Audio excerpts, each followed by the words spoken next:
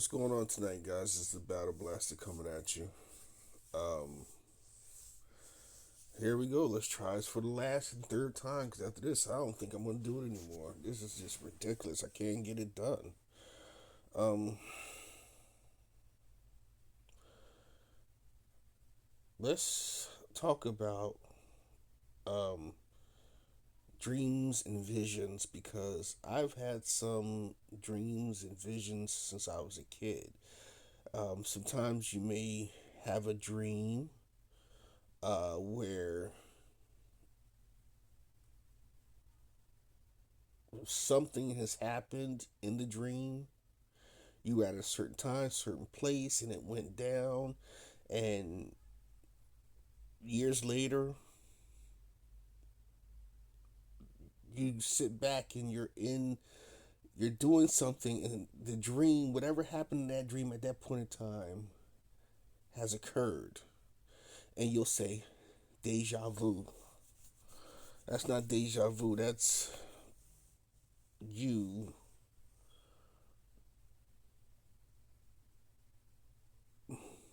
reliving a dream.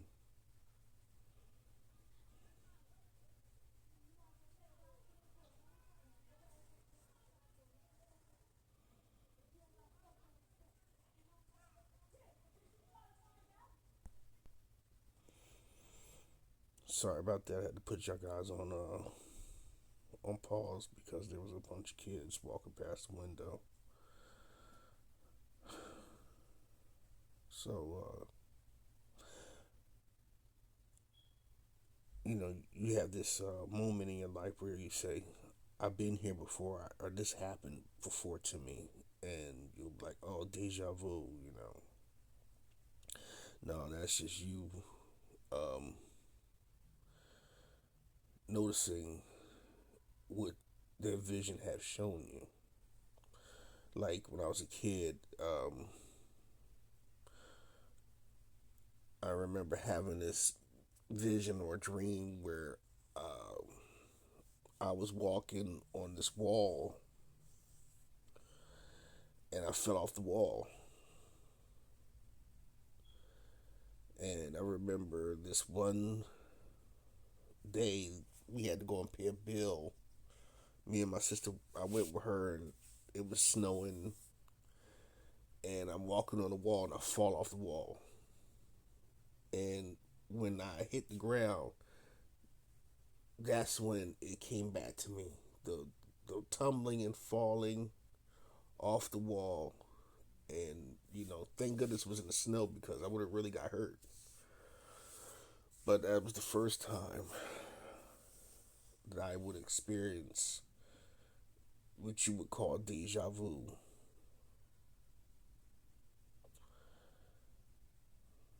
I'm going to tell you some real visions that I think these are visions of what's to come. So please, um, I hope I'm wrong, but please take it with a greater, like, take it with a grain of salt because um, the last one is the one that's really going to hopefully wake you up what I've been woken up to. Um, Back in 20,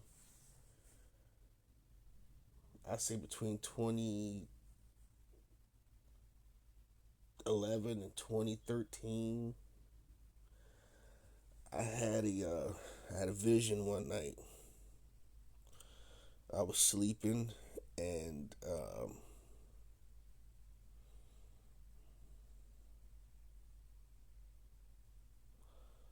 I woke up. Well, excuse me. I was sleeping. Excuse me. And in the dream,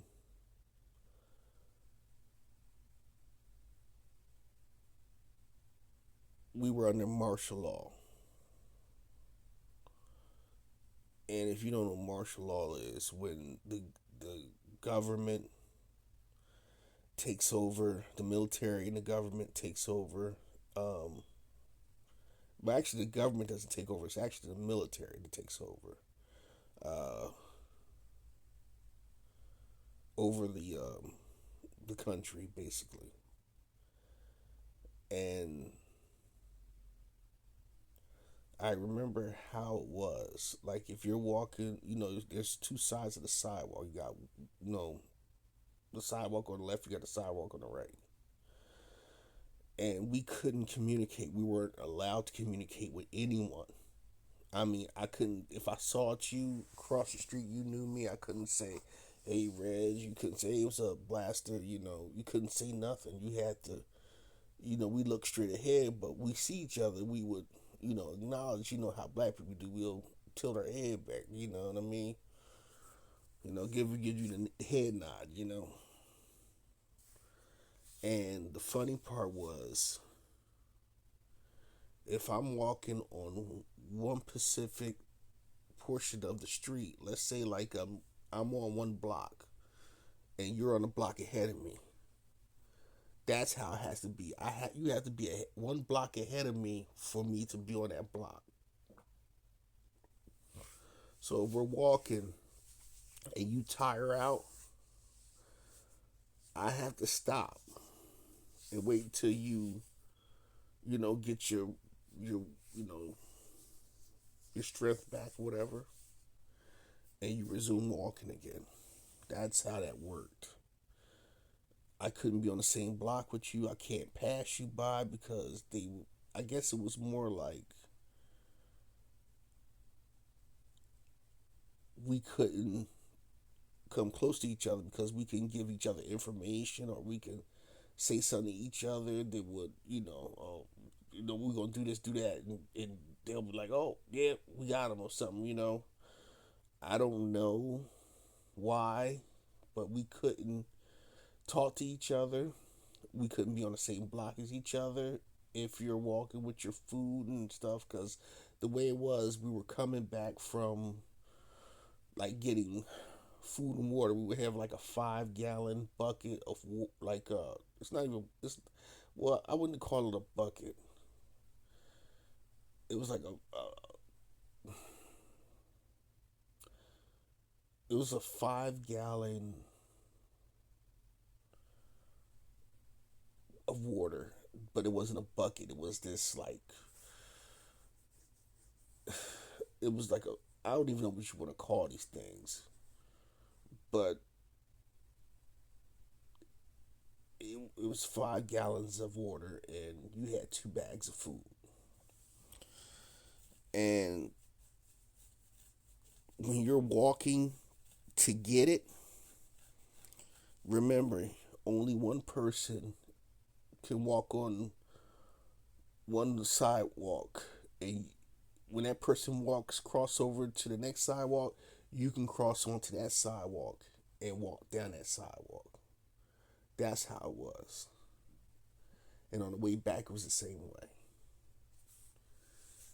And I remember seeing a military transport with full of nothing but white people in the back, and they got guns. I mean, it's military too, so they got guns and they saying stuff. I can't remember if they were speaking in English or they were speaking in a different language. I don't know, but I remember seeing them drive them down the street, and they're pointing they pointing at us, laughing, and some of them pointing guns at us. So I remember when I got onto my street, and across from where I live at, there's a grassy promenade, and there was a Abrams tank sitting there. And when they saw me come to that corner, they trained their cannon on me. And I remember you can hear it. If you ever been next to an Abrams cannon, I mean Abrams tank, and you hear that, when the cannon, the muzzle, the big gun is turning. No, it's dope, dope, dope, dope, dope. That's a really strange and weird sound, but it's a very haunting sound, to me. And when you hear it, and you're in its sight. I mean, in my dream, I was in its sights, and they were laughing, and they followed me. They trailed me with the cannon until I got into my unit. Now the funny thing is, I remember hearing them speaking, and they were laughing and like gesturing towards me, and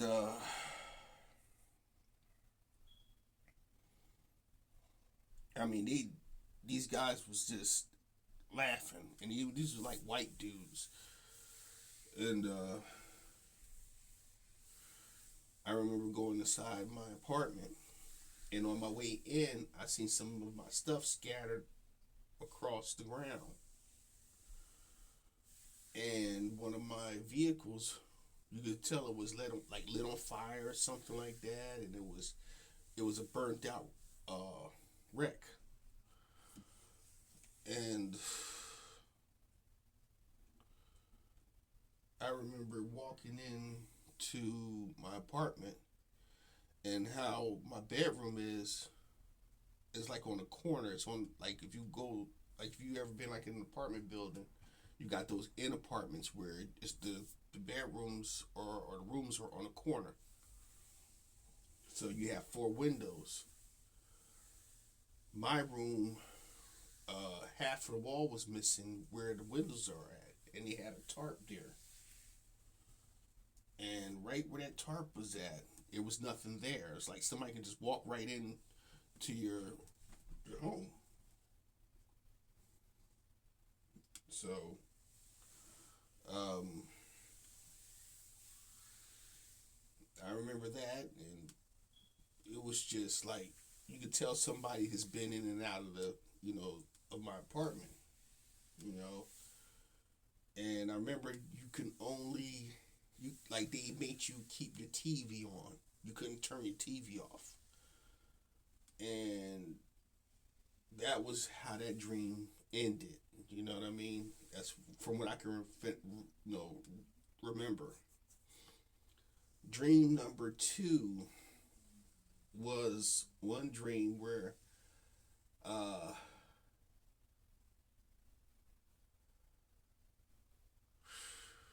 I was at work, and it was a beautiful day, and I'm in the bay, where I work at. I'm doing my job. And it's a beautiful day, sunny, bright. Everybody's just out doing what they do, living their life, working. And then there was this giant flash, like this big bright flash. And probably about 5 to 6 seconds after the flash, you heard this rumbling, this explosion rumbling, and everything starts shaking up. I remember looking outside and I see a mushroom cloud, and I said, "They done it. They've done it. It's done. It's over with. This you know." And I remember that. That's another dream or vision I had. Um, Now here's another one. It's a little weird, but it's crazy. But again, at work, but everything, how you, like, everything is, like, if you ever have a dream, you're in the area and everything looks the same, but it's a little different. Um, I was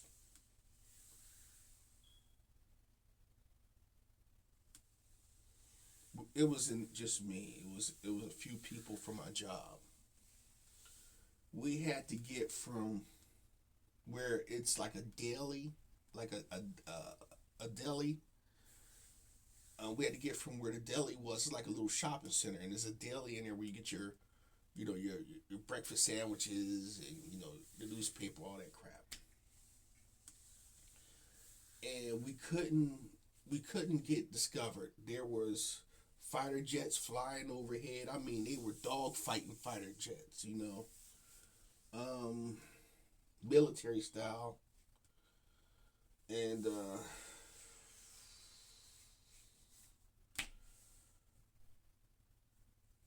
we had to get from one side of the street to the other, but we couldn't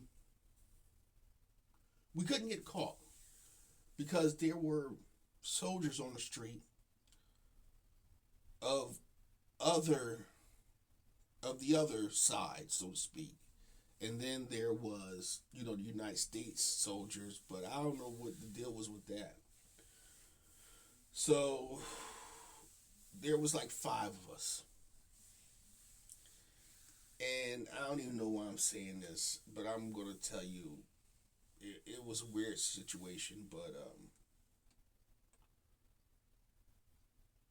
we had to go from there around the block. We couldn't cut through where we needed to be because if we cut down through the main block we needed to, we are kind of open. We couldn't dive behind nothing to hide, and in the dream we were running slow. Like we were like dragging through quicksand when we would run, we couldn't move. So we had to go around the long way. So as we're going around a long way, we're seeing, like I said, fighter jets fighting each other, dog fighting. We seeing helicopters flying low, soldiers riding up and down the street in tanks, and like I said, military haulers. You know what I mean? So we're trying to keep ourselves low, and that's what we do. We keep them low. We're staying out of the way. We're not being seen, but we're hiding as we're getting across the streets and all that. So once we get across to where we gotta go and we get to where we at, we load up onto a ship. That's all I'm gonna say. It's not a let's play an aerial ship. That's all I can say. A giant so called plane, if you want to call it that. And I remember getting onto that, and when we got in there, like I said, dreams never make no sense, but the cockpit was small. I mean, small. And when I got in, it was so small I couldn't like get in to fit in there. But somehow, when I sat down, everything was like normal. And I remember the guy we worked with at the time. He was in the dream with us, and he was like, "You don't know how to fly this." I said, "Man, I can fly anything." And I was like, "Let's warm up, the engines so we can get ready to get up out of here." And we're like, "Yo, where's, I'm not gonna say the name, but we were like looking for the owner of the where I work at." So we're like, "Where is he at? Where is he at?" Um, the guy said he went to go get his dogs. I was like, "This motherfucker gonna go get his dogs and leave his wife?" I said, "This motherfucker crazy, right?" So I remember we see him ride up in his car, and he gets out. He doesn't even know this guy does not rush for shit. So he calmly gets out the car, gets the dog, and he gets inside, and we take off. And that's when I wake up.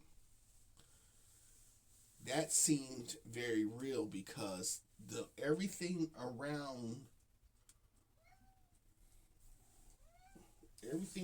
was there. Everything did this in that area where I work at was there. So um what is the other one? Because there's another one before this one. Oh yeah. Um the next one, which was like I guess this was during a wartime or whatever, and they were collecting the cars from people.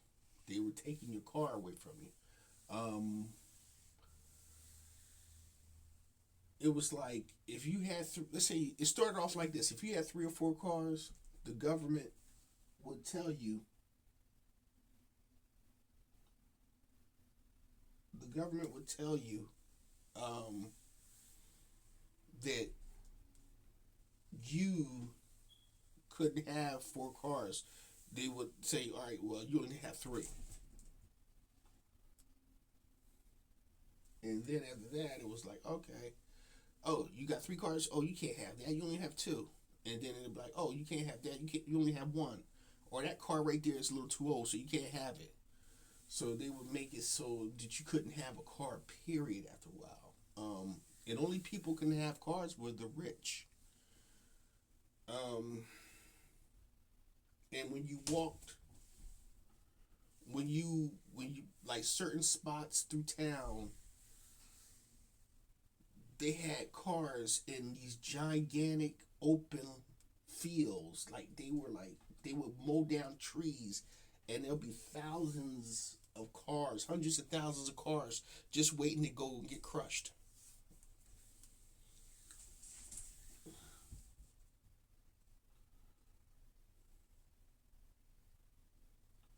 So, um,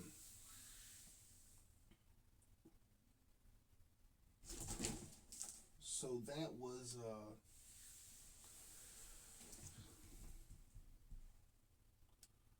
so so that was another dream I had, and that is coming true as I'm seeing it. I see that a lot of like what they're doing now with these cars now, they're taking these cars. They did the cash for clunkers back in the early 2000s. If you remember that, the cash for clunkers. Um, Now they're trying to. If you ever been watching lately, they're trying to take all the old cars. They want to get them off the road. They want to make it so that you can't have an old car no more. And the only way you can have an old car is if you got one and it's in tip top shape. You can't drive it. You can't drive it on the road. You can't. You have to tow it to a show. You can't just get your car started up and just drive it to the show and like a like a little car show and sit with your car and hang out, and all that stuff. No, no, no, no, no, no. You can't do that no more. The way they gotta have it, the way they're going to have it set up, they're going to have it set up where you are no longer able to drive your car. You're not going to be able to have a car like that pretty soon because the government's going to take it. They don't want an analog car system anymore. Analog car systems now means that it's freedom. So when they start implementing these toll roads where you have to have a, how you say it, you're going to have like a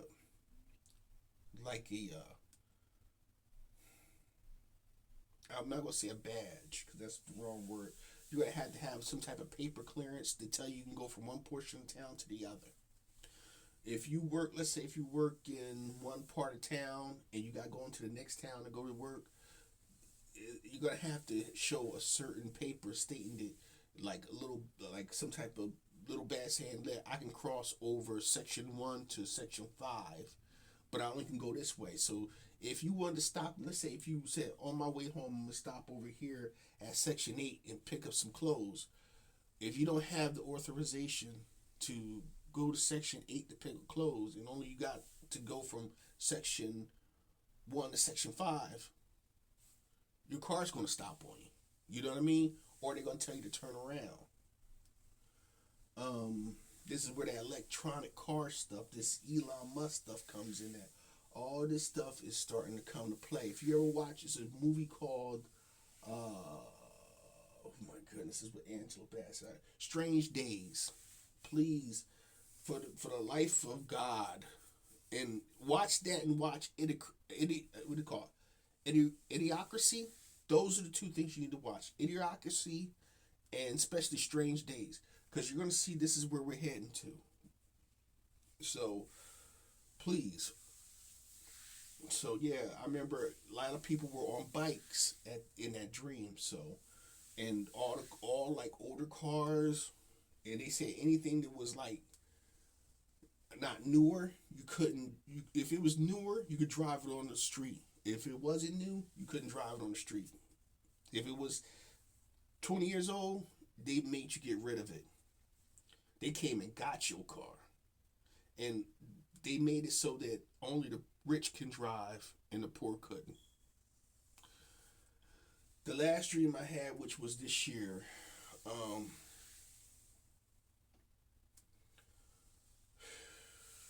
this one still kind of gets me shook up because it, this is what happened. I'm going to tell you.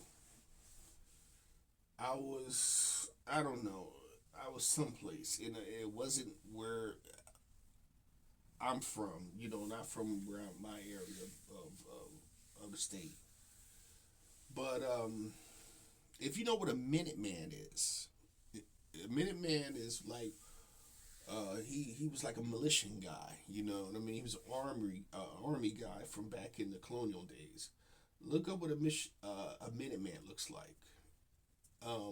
I remember driving down the road and I seen there were storm clouds coming, and to my left it was a 2 lane highway. It was a 2 lane, well, 4 lane highway. It was two going one way and it was two going another way, the opposite direction.